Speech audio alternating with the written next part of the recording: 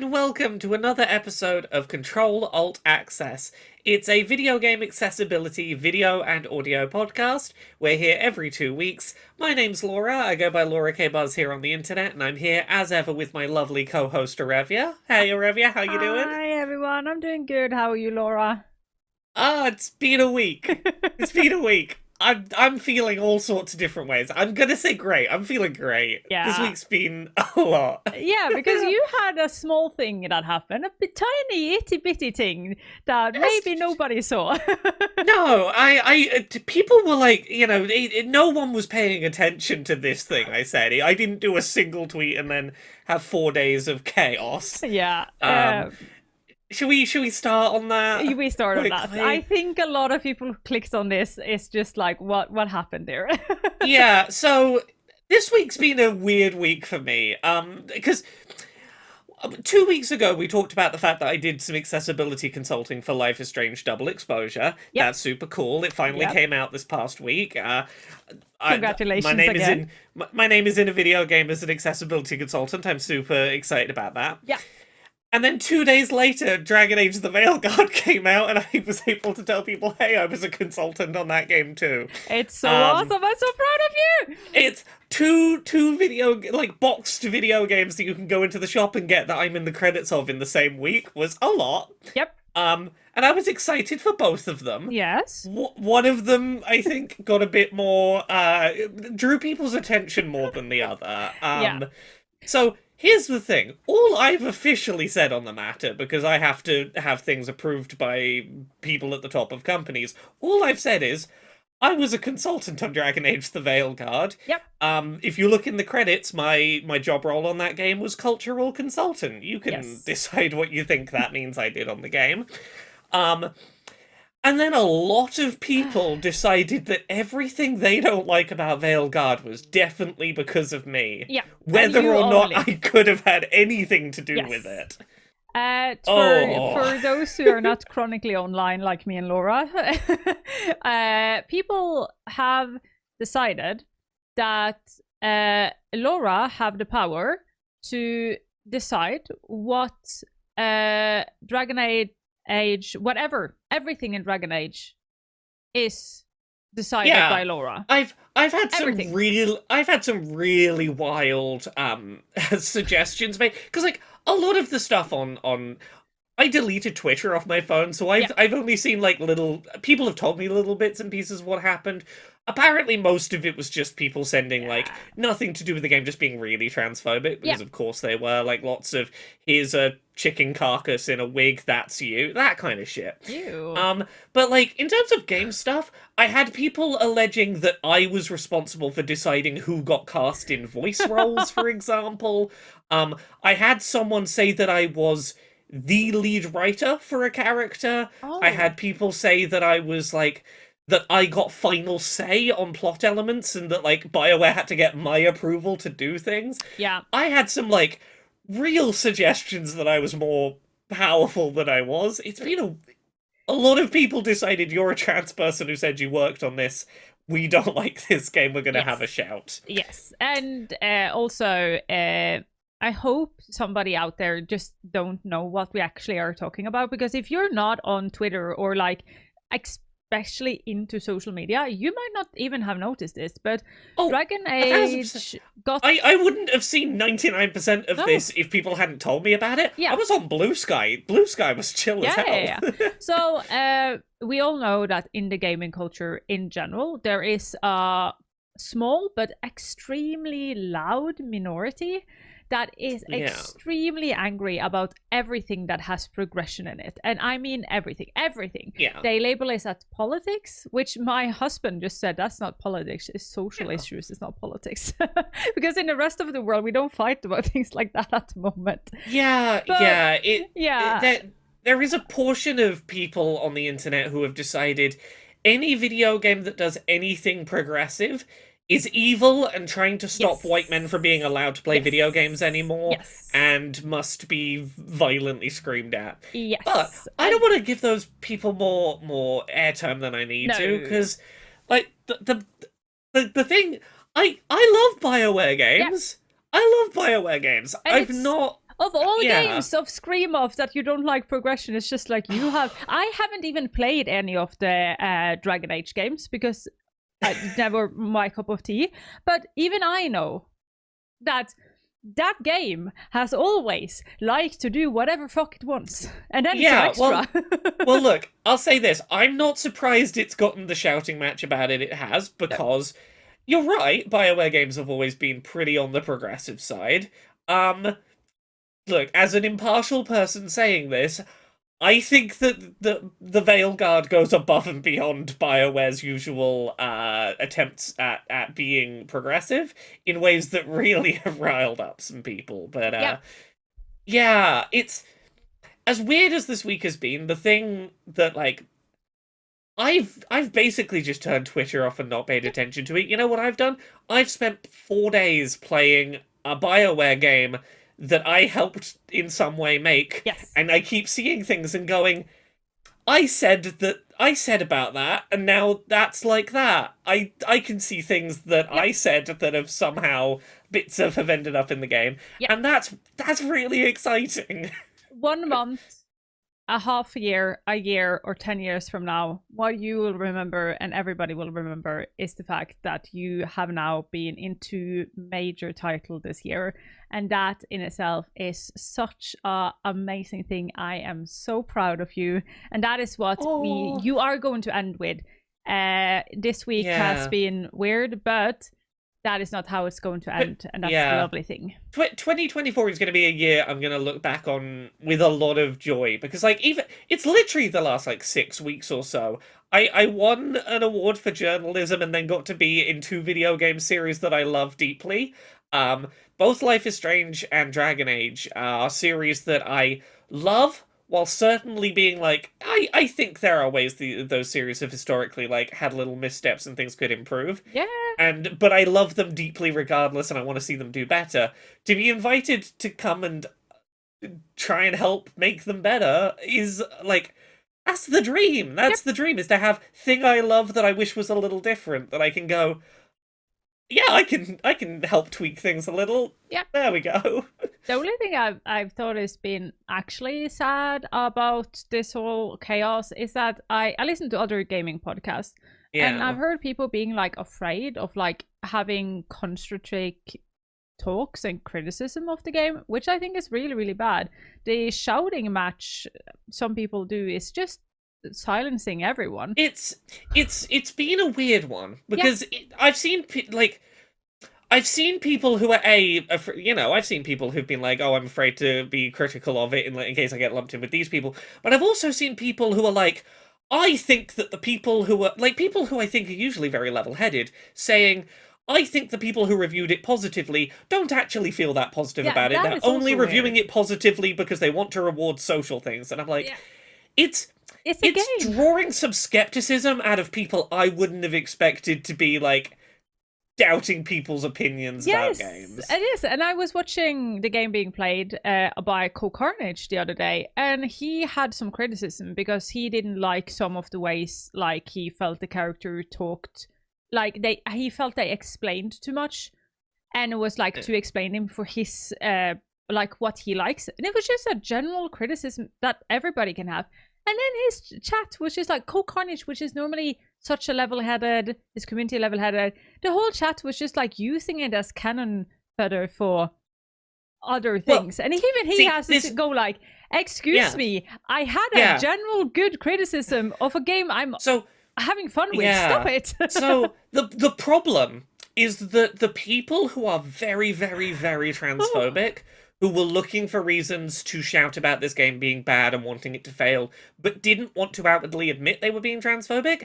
I'm not going to say that these are the only people who have criticisms of the writing, but there are certain people who were sharing clips to try and say, look, writing bad, only sharing clips of character they want people to be angry at, and you can kind of see the dog whistle forming, and it's meant that a lot of people hear the writing is bad and go, oh, you're saying that, but you actually mean I don't want the wokeness, because people spent like a week before the game came out trying to equate make those two things one conversation, which was And Gross. then when you have content creators that just don't like things with the game, which is totally okay. It's a game. It's like we're allowed to be criticizing it. And then they're just like, I don't like the way this is made. And then people go, we knew it. And it's just like, Look, sometimes a game will get loud shouting going on around it for reasons that I wish weren't where the discussion was at with it, because we talked about Life is Strange the other week. Yep. And I'll talk about that in a little bit. I've played the rest of the chapters. I absolutely love it, but I can see choices it makes where I'm like, yeah, I totally understand why people might not gel with this. Mm-hmm. But a lot of that game, when the first 2 chapters launched, was these 2 characters I wanted to stay together broke up. That's all that we're allowed to talk about now. And I'm like, it's like, can we have in-depth conversations with nuance about things? It's okay to love stuff or to not love stuff as long as it's not a smokescreen for bigotry. Yep, and that's it. And with that, I think that is a good ending of that. Like, yeah, I just wanted to, but let's not. Yeah. No, I just wanted to say very quickly, I'm so proud to have worked on that game, and at some point I hope I can be more specific about what stuff I did with that game, because there are things in this game that I am so proud of, that I've seen in game and like had a little cry going, oh, that turned out so well, that I'm very proud of, and I hope at some point I get to be more specific about what I'm proud about. But for now, I got to work on a BioWare game, and that's pretty cool. That's cool. You did a thing this week as well, that you made some change happen this week, and you should talk about that. So if you're don't know, so in Norway we have something called like certificate you can get if you are disabled and you need somebody to be with you because you either had a medical need or you need them to help you with things. This certificate is only given out to people who have illness or disability that is so severe that they can't like go on events and stuff without somebody else joining them. Yeah.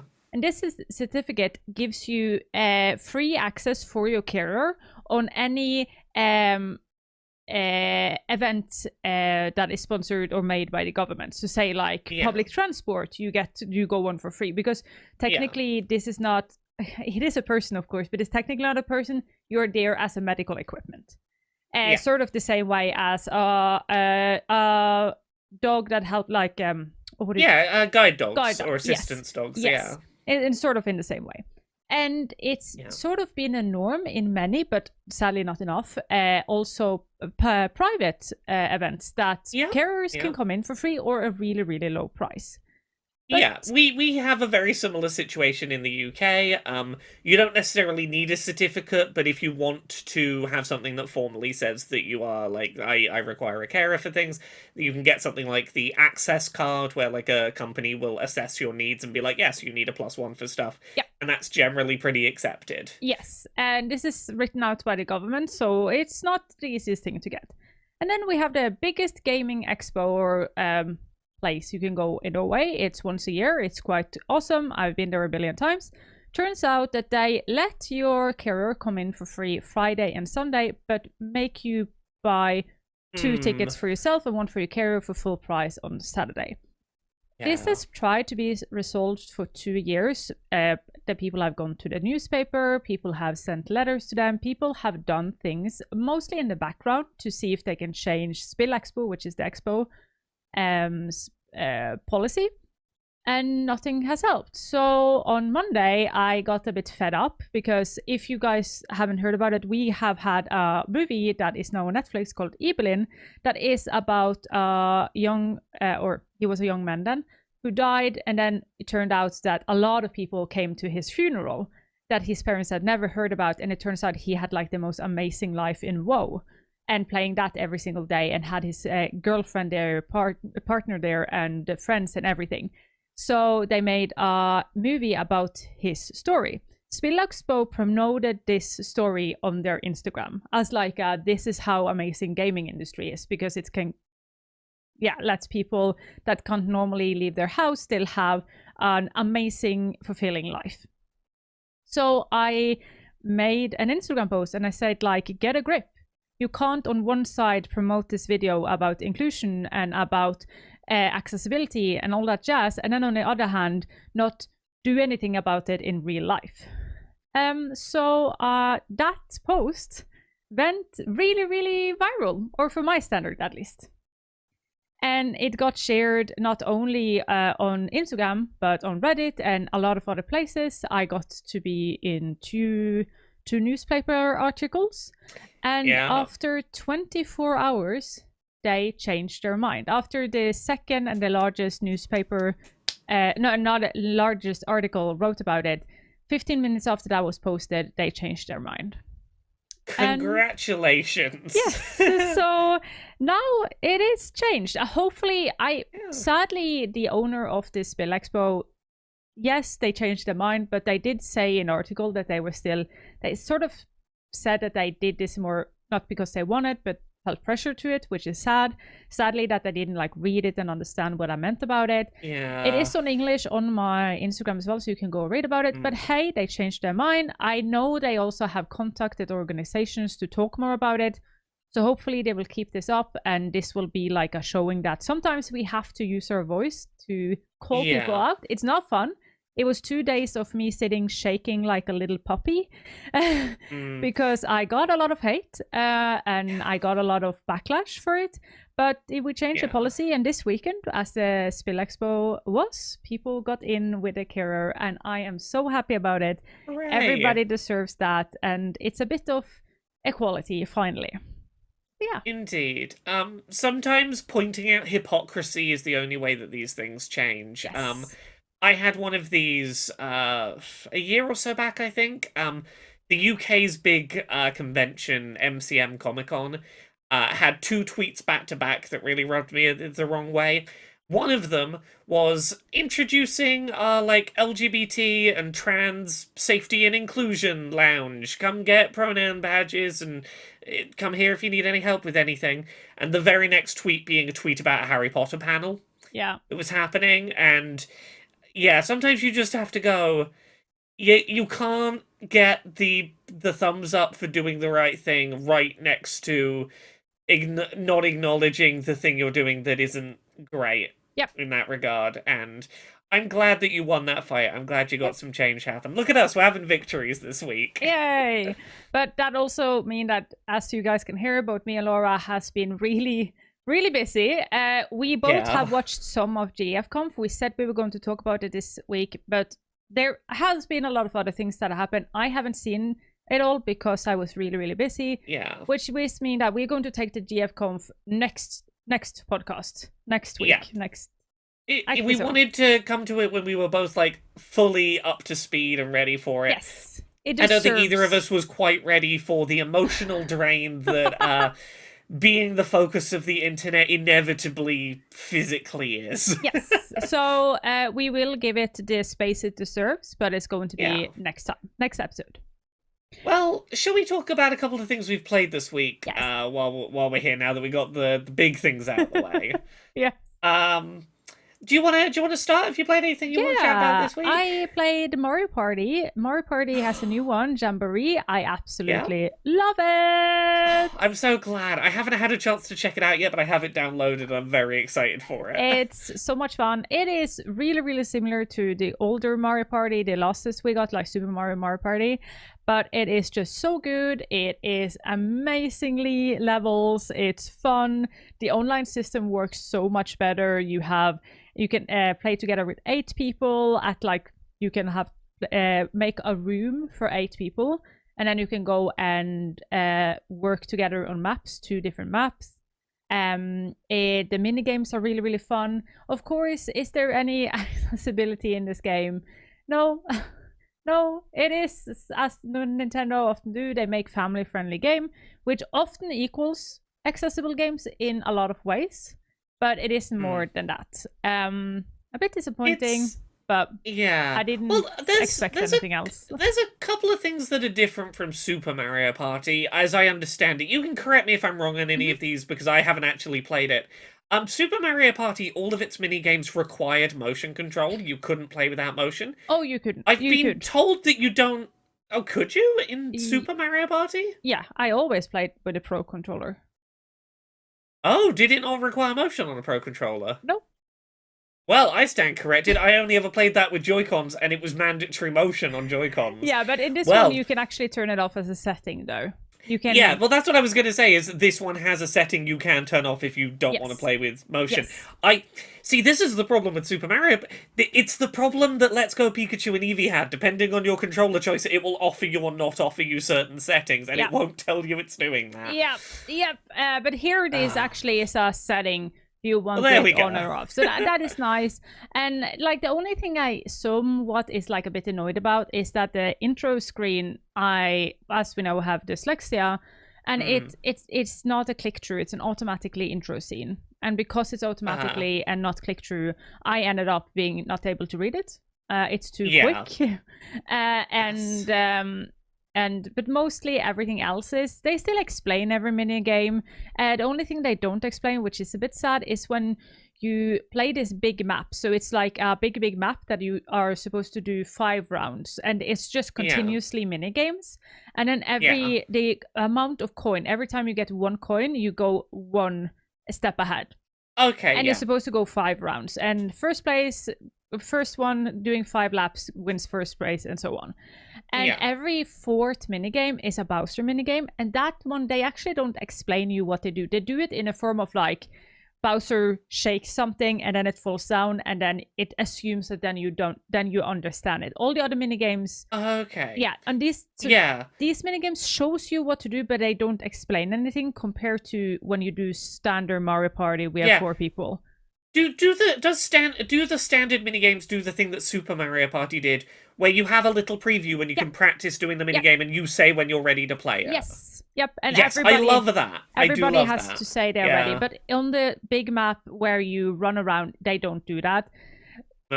So that is cognitively maybe a bit hard. I have like failed some of the minigames just because I did not understand what I was supposed to do. The only thing about it is that you run through the minigames around 3 times before people get to run into the goal. So you sort of learn it, sort of a bit learned by trial. And they are luckily family games, so they're okay to learn after some time. But yeah, that is the only thing I'm missing right now, is the click through, and also the fact that I can do read up a bit more about it. But it is good. Looking forward to giving it a go. Yeah. I've also tried, I'm on observation duty, which is it's a horror game where you have a camera, you're like on observation duty dude, you're looking at cameras and you're supposed to figure out if something has changed in the picture you're looking, and then you're going to click on it, which seems simple, but they also then can come really horrible thing, like you can see like dead bodies and intruders and all that because this is a horror game after all. This game has absolutely no accessibility at all. It is it's really hard for me because of my cognitive problems, but it is part of the fun for me. Then also I also know that cognitively you need to train your brain. Memory is something you need to train. So I am getting scared and having fun in the spirit of Halloween with getting scared by things in a game. It's a fun game. If you like memory games, it's fun, but it is scary. But that's all I need to say about that. It's a silly little game. Hey. Is that everything you've played for the week, or you got some more? I tried 10 minutes of Corekeeper, and I forget, like, I love those kinds of games. Corekeeper, Stardew Valley, all of those. I love them. But I've gotten like how bad they are at explaining what you're supposed to do. They just like let you loose on a thing, and then they say, do things. And then I started it today and I was just like, I'm not in that mood. Somebody needs to hold my hand a bit more. I can't do it. My brain is starting to hurt. I'm getting annoyed, and I'm just logging off. So I wish these games could do a bit more tutorial. Stardew Valley, I feel it did it a bit more with a journal system. But Corekeeper, I will come back to it because it looks like it is my type of game, deluxe. But sadly, because it had such a bad intro with no way of you to like get help other than to Google a wiki. It just didn't onboard you well. Nope. And when it is like that, I'm just like, nope, I need to actually have a good period in my life to be able to play anything like that. But you, Laura, what did you do? So I've mainly been playing the things that I worked on that came out, which is weird to be able to Yeah. say. I'll get Life is Strange out the way. Life is Strange Double Exposure, and again, caveat: I did some accessibility consulting on this, so I'll say I'll tell you what I think of the game, but also take my praise with a grain of salt because Yeah. I'm obviously biased.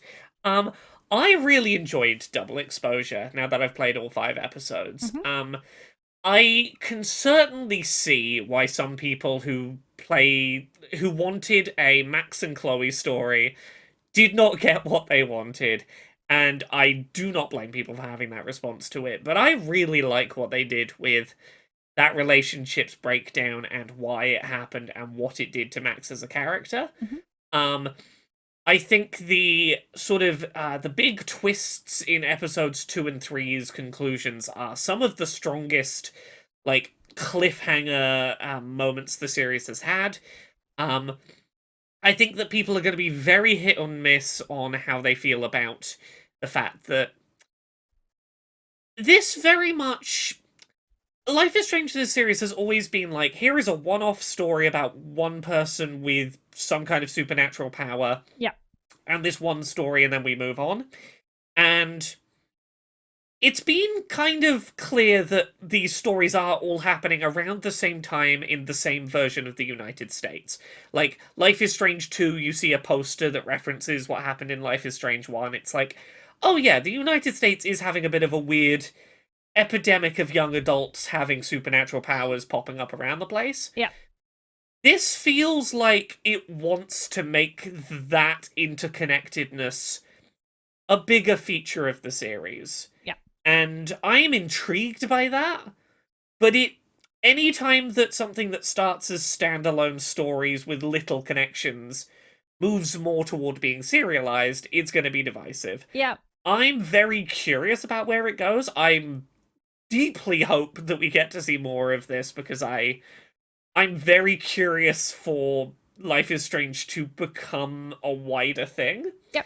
But it is fascinating. I cried, I laughed, I played it all through on stream and was gripped the whole way through. I played it till like 3 in the morning because I didn't want to not finish it in one go. I had a great time with it. I've also been playing about 4 days straight of Dragon Age the Veilguard because, again, biased. Yeah. I got that game maybe 6 hours before official release, and I have done very little other than play it for the last 4 days. I have some friends who have done the same. It's just been that. And I'm loving it. That's and again, I know I'm biased, but like genuine opinions on this. I really like the combat system. I think that, like, Dragon Age's combat has always straddled quite an awkward line between whether it wants to be turn-based strategic top-down management or whether it wants to be real-time action RPG. Mm-hmm.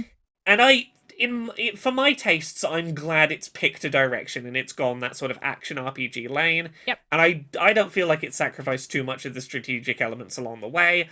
I'm playing as a mage, which might be helping that. I don't know how the other classes particularly feel, but mage is the one I've really stuck with, and it's been nice to have a mage that can stand on the back row just throwing magic out, but can also, if an enemy gets close, I do have some close range options and some maneuverability.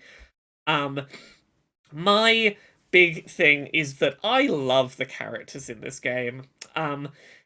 BioWare games, there's usually at least one character that I'm like, look, it's not that I dislike you, but if the whole group of friends on this adventure gets into a big fight and I have to upset someone, you're the one I'm going to be okay upsetting, right?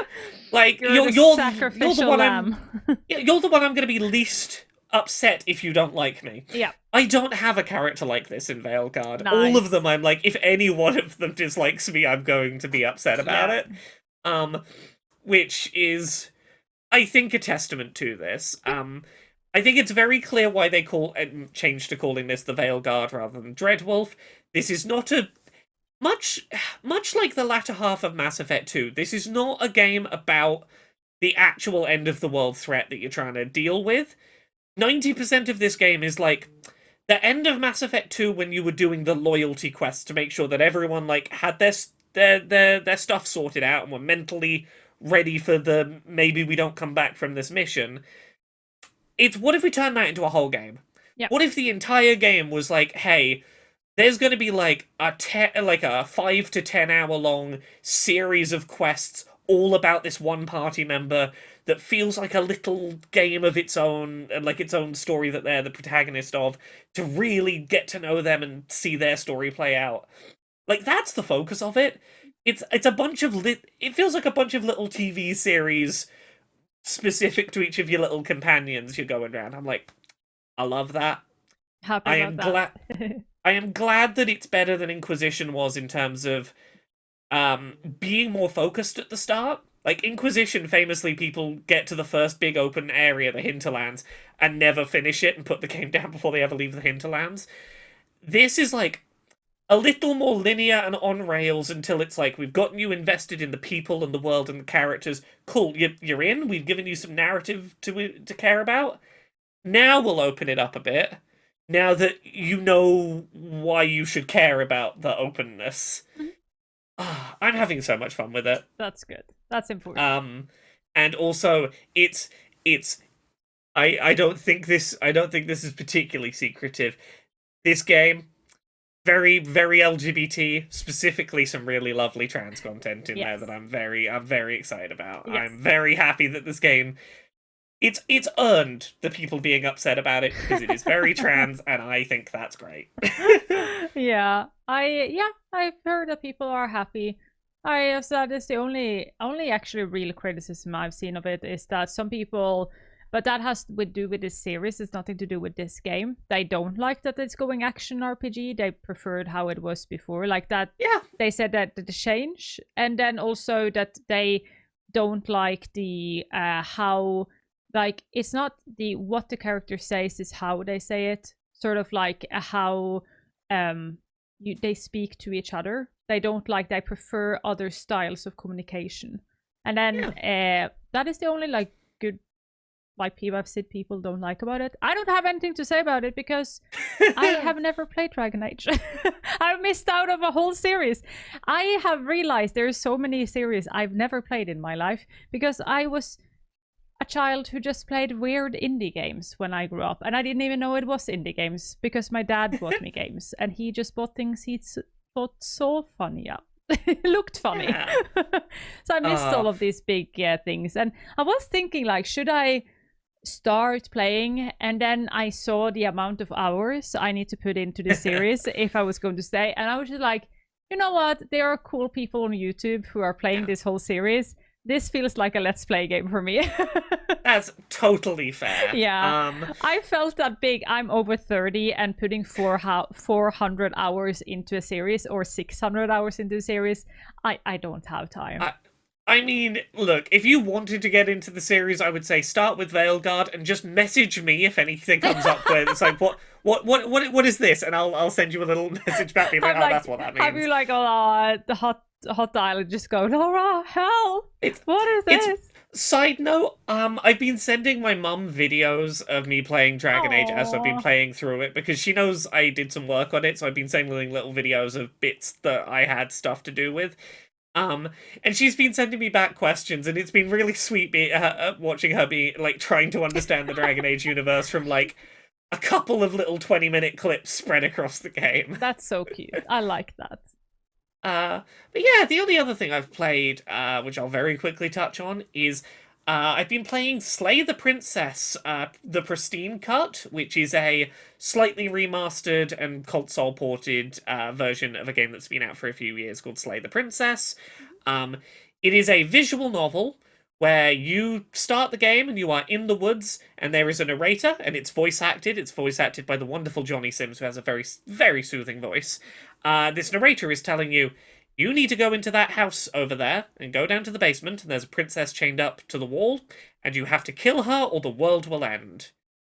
And it's a little bit like something like the Stanley Parable, in that the narrator is telling you have to do these things, and it quickly becomes apparent, what if I don't do what the narrator is saying? And depending on how much you do or don't listen to the narrator, things will start to branch and things will start to change. And I don't want to say too much more about what the game is doing, but there is a bigger concept at play that is explored by going through this seemingly simple, like, there's a path to a house and I go in and do I kill the princess or not? And you start realizing there's a lot more choices that you're not thinking about along that route, that you play through again and again, and things change more and more drastically depending on how you obey or disobey, don't obey things. Yep. It is a very interesting game that I very much appreciated having an excuse to come back to, and I'm very glad that it's fully voice acted, because for a game with this much text, that really helps. That is good. I had somebody in my chat. I was playing Mario Party, dressed up as Princess Peach, and they came in and said that they were playing Slay the Princess, and I thought they were making a joke on Slay the Spire, but like Slay the Princess. And then I realized, oh, it's actually a game. It's actually a game. It is. Yeah, it's a very interesting game that I'm glad I went in knowing not too much about what was coming. Yep. Yeah, I think that's everything I've played for this week. Yep. Shall we jump over to the news? News. Let's start.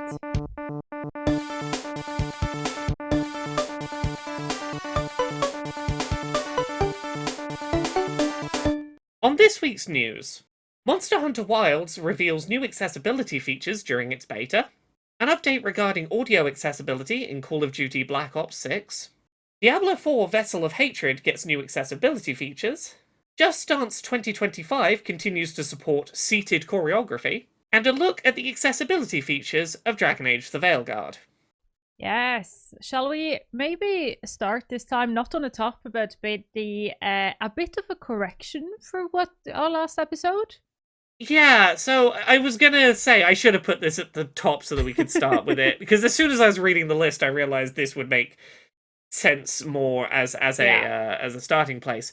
Yeah. So it's not a correction necessarily. It is important additional information to a story from the other week. So we talked about the fact that Call of Duty Black Ops 6 was getting some really interesting sounding audio features that were going to be really helpful for accessibility. Yeah. Things like being able to tune audio profiles for specific ears and things like that. And that is not incorrect. But the Call of Duty blog post that initially announced this didn't make it clear that this is part of a paid feature. Yes. And kind of an expensive one at that. Yeah, so if you want the average standard thing, it is part of the game. You will still have it as part of the game. But if you need anything that is specialized to your hearing, then it will the stuff we were very excited about last week, that stuff. Yeah, sadly, that will cost you $90.99, which they say is a one-time payment, but it only goes for 5 years. Which contradicts itself. That is not a one-time payment. Yeah, it's weird. So some of those features are still available for everyone. The things like asymmetrical hearing loss and tinnitus support and stuff like that. That one is still in. That is the normal accessibility. We're still having that. Everybody gets it. But it's the enchanted audio experience. If you want a personalized profile, you need to pay $19.99 USD dollars. That's the stuff that was like, hey, I need to be able to hear footsteps better in the audio mix because, like, I need that information as someone that, like, I'm relying on audio. Yeah. That is part of the pay extra money to get extra tweaking options for your audio from whatever this fancy company is that's handling this audio tech. I forget what this company is called now.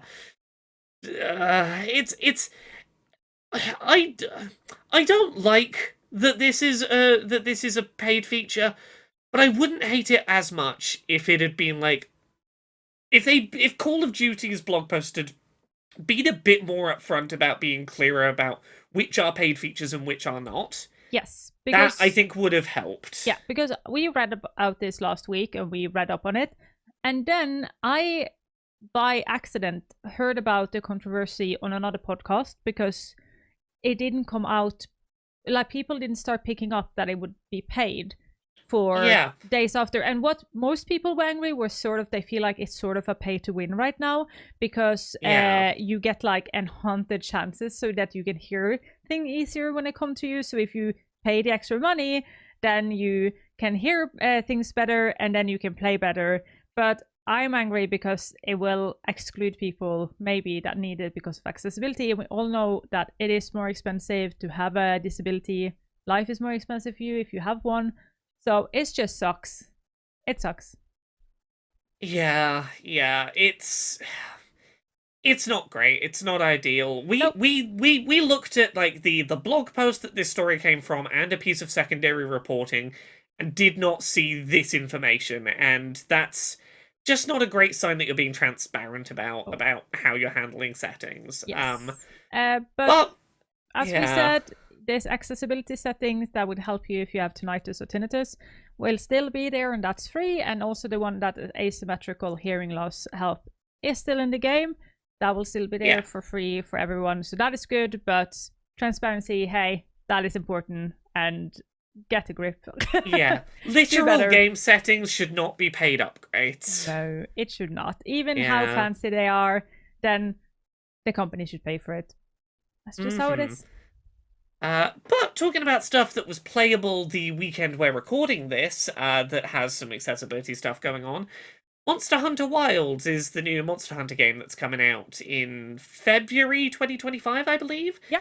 And there was a open beta that was playable for, I think, about 3 days over the weekend, and there's some cool stuff there for accessibility.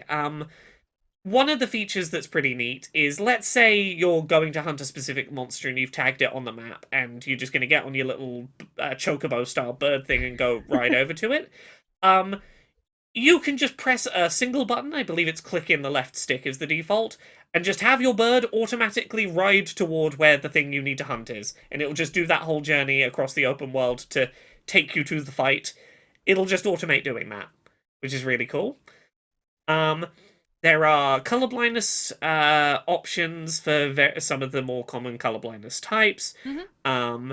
There is options for alright, brain. There are options for changing things like your UI size and your subtitle size and things like that. You can make your controller prompts in game larger that tell you what buttons you need to press, so they're easier to see. But there's also some accessibility presets available, which we love to hear. Yep. Including an arachnophobia mode. Yay! Which replaces spider enemies with, like, these slime slug things. Definitely don't have any of the elements that a spider has in its design, so that should help. There is presets for your HUD size, which gauges you want displayed and how frequently, menu text size, subtitle background, closed captions, cutscene subtitles, speaker names, motion sickness adjustments for things like camera distance, camera sway, camera correction, auto centering, turning off motion blur. There's a good amount of settings that haven't previously been seen in the series that are popping up in this one. Yeah. And the only thing I am a bit unsure about, reckon I haven't played it before, is that the colorblind assistance, I am a bit afraid that it seems to be a bit like what do you call it, like when you just put it over, like sort of a filter. Oh yeah, overlay yeah, a filters, filter overlay. yeah. I see that there are some of the text we've seen, like we had seen like screenshot of it. I am looking forward to see if they have done anything else there. Like, is this just a filter? Because we know that filters my gut instinct is that it is just going to be a filter, yeah. And filters are good for us who are not colorblind to understand how people who are colorblind sees the game, but it doesn't necessarily help people who are colorblind, which is why in general people don't like filters. So I'm a bit afraid of that. But we will see. Maybe if they get enough feedback on that, they change that, because there is a lot of things you can do that has to do with colorblindness that is not to do with filters at all. Indeed. Other games that we've got accessibility stuff coming to, there are some new features for the Diablo 4 DLC Vessel of Hatred that are now being tried out in the PTR, or public test realm, meaning that people who opt into that sort of trying things a little early can try out some of these features now. There is new features to help blind and low vision players to navigate, things like new audio navigation tools that have 3 unique audio pings that will signify different things, and the patterns of the sound vary so that they shouldn't like overlap each other, so that even if they're playing at the same time, you should still be able to tell which sound is playing because the patterns are different, even if the tones are at the same time. Yeah. 3D spatial audio to sort of help navigate by where the sound seems like it's coming from, tells you what direction things are coming from. You can change the volume and the frequency of pings. On top of that, there's features like automatically dropping a pin on the map for where a quest you've just unlocked is placed, or where somewhere you need to get to is, making sure that like automatically you're set up to start navigating to the thing that you've just found out you want to go do. The compass works with other pins on the map. So there's a whole bunch of different ways to make it easier to work out how to navigate and to hear what's around you, which is cool. Continue adding accessibility post-launch to games. That's wonderful. That's awesome. We have Just Dance 2025 edition has been released now, and also this one has seeded choreography. Yeah, choreography. Yes, which I think is amazing. If you don't know what Just Dance is a game up on your feet, dance around to characters on the screen. Mostly, I think, bestly known for teaching a whole generation the Rasputin song. But that's still going, and it's really cool. And what they have a big focus on accessibility. And one of the things is that they have, because accessibility can, of course, be options, but accessibility can also be good game design. And what they have done here is good game design, where some of the songs are actually supposed to be danced while sitting. So if you cannot go up on your legs, you can still play this game and have fun with it and dance along with it, which I think is really, really cool and a great example of accessibility, good accessibility design. I think they started with this in 2023 or 2024 edition. So it's just fun to see they're continuing with it and understanding that, hey, we can actually continue this. That has been warmly welcomed by a lot of people in the community before. Yeah. And last up, we didn't talk about this a couple of weeks ago because I was in the weird space of not being able to say I'd worked on the game yet, and it felt like best to wait until I could talk about, disclose that before we did. But Dragon Age the Veilguard has some cool accessibility stuff in it that seems worth talking about. Yes. So there's a lot of stuff, and I'm going to skim through a chunk of this, but there is a bunch of different difficulty modes, which you can then customize a bunch of things beyond that. So, like, let's say you pick a certain difficulty mode, it will like have a preset amount of incoming enemy damage, enemy aggression, tactical challenge, and defensive typing. But from there, you can go in and tweak things like parry timing, how much aim assist you have, whether you just turn on invincibility totally so that just nothing can kill you. A whole bunch of different ways to customize combat. One thing I really like about that is you can change it at any time, and any enemies that haven't spawned in yet will the change will apply to. So you don't have to like restart at the last checkpoint or something. You could be right about to do a fight and just change the difficulty, walk into the fight, and it will be on the new difficulty, which is pretty good. There is a whole bunch of options for changing things like your user interface. Is there a thing on screen pointing you towards where your next objective is and like taking you along the path there rather than just telling you where the finish line is? Text size, text opacity, whether the minimap rotates around. And one thing that's cool about a lot of these is while you're in the menu, it will show you what that change looks like in real time. It'll show you a little screenshot of the game as all these things change. You can turn off certain animations if they're overwhelming. You can customize your subtitle backgrounds and speaker names and name colors. There's camera effects for motion sickness, things like depth of field, even on console, vignetting, motion blur. You can change stuff like levels of camera shake, whether there's a little dot in the center of the screen for motion sickness, whether button holds are just turned into a single button press, whether there are special visual effects for accessibility, so that like you have a visual clue on screen when something's about to hit you off screen, or when you need to press the parry button to show you your timing. There is like a really, really, really big list of stuff, and it was nice to see, and it's all, in my experience, again, biased, grumble, I think it's pretty well executed. Like, there's none of the settings in there that I've seen where I've gone, ooh, I'd have done that a bit different. It's pretty robustly done, which is really nice to see. And also one thing, EA, which how can I say this? EA did something correct. No, but just jokes aside, one thing that is really cool is that EA actually have it on their webpage, which is something I often hype up. Like, come on, the game developers, have it out in the open.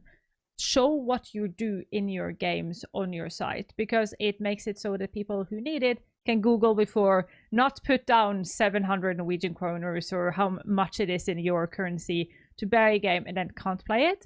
So really, really cool. We see this popping up more and more with newer games now, and I love it. I am starting to believe this might maybe starting to be an industry standard, that they just pop up at, especially for the AAA, what they have as accessibility on their webpage. Keep up the good work. I really, really love seeing that. Yeah. So I think that's everything for the news this week. Yes. I think. Yeah. Wonderful.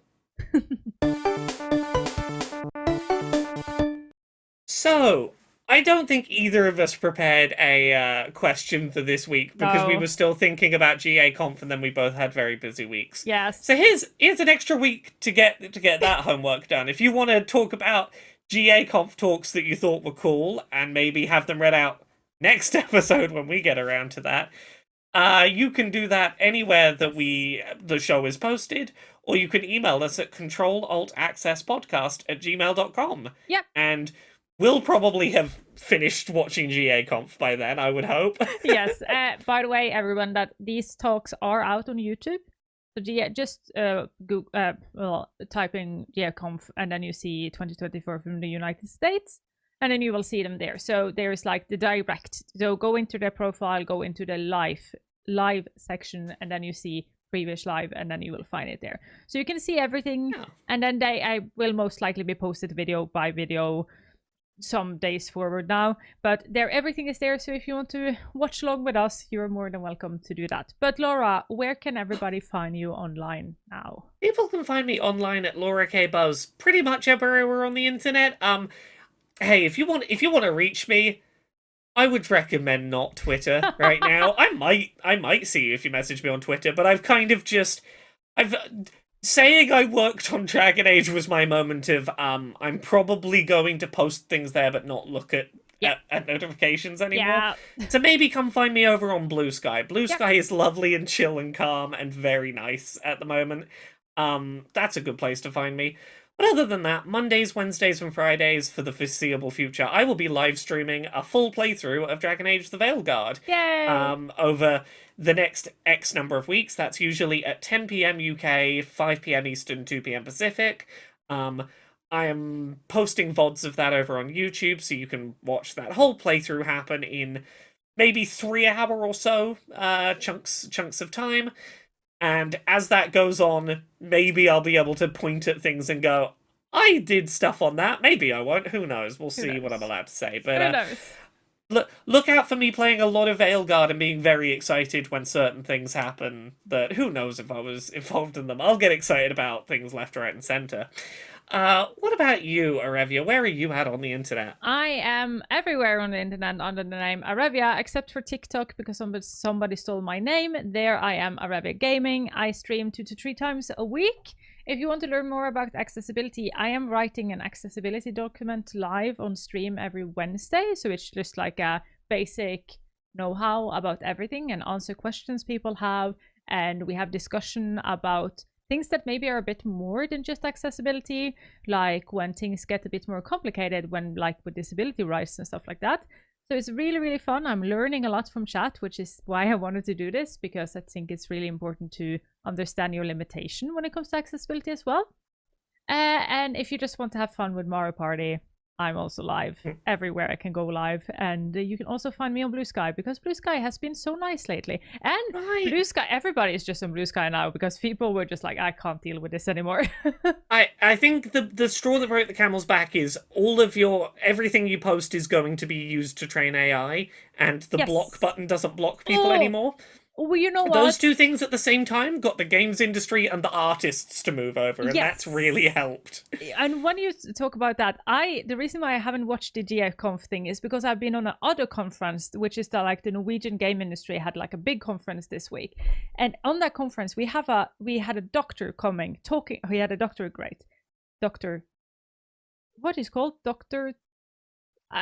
He had a doctor in AI. He has his PhD in AI. There we go. And he talked about like he had worked with this for 20 years and how he hates the last like couple of years because Elon Musk and the stuff have like ruined everything. And then he talked a really, really good talk about how every single game has AI in it and what actually AI is. So, and this is important, so that when we are properly angry at AI, because we should, because when it's stealing jobs, we should be angry at it, you can know what you're actually supposed to be angry at, and when you understandably rightful the game industry can use AI, and it's nothing ethically negative about it.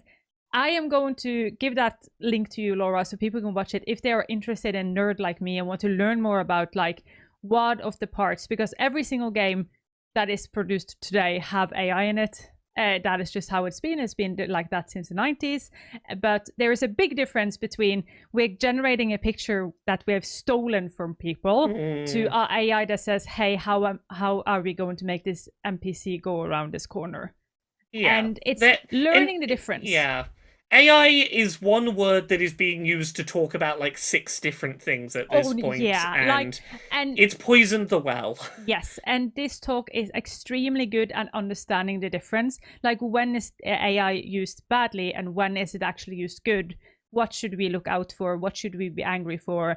It's talking about SAG-AFTRA and the strike there and why that is really, really good. I'm going to make you link it. It's really, really good. He is an extremely good content creator as well, talking about actually how the game industry uses AI positive and what we're supposed to be looking out for, so that when we buy games, we know when it's not cool, when it's used in a not cool way. So I'm going to give you guys the link for that one. But yeah, we will be back in 2 weeks. We will. Yeah. And that's going to be great. Thank you so much, everyone, for watching. We'll be back with another one soon. Bye. Goodbye.